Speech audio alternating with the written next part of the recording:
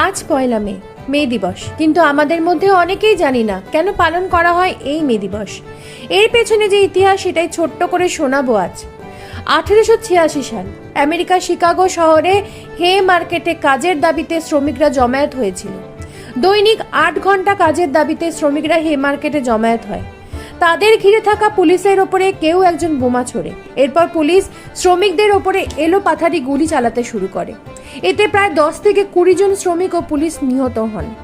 1994 সালে পয়লা মে শ্রমিকদের নিয়ে ফের দাঙ্গা ঘটে।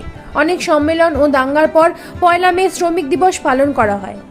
রাশিয়া, চীন, কিউবা সহ অনেক দেশে এই দিনটি একটি তাৎপর্যপূর্ণ দিন। ভারতে প্রথম 1923 সালে মে দিবস পালন করা হয়। এই দিবস পৃথিবীর প্রায় 80টা দেশে পালন করা হয়। এই দিনে সরকারিভাবে ছুটি থাকে এবং বাকি দেশগুলিতে বেসরকারিভাবে এই মে দিবস পালিত হয়। এই দিনটিকে বলা হয়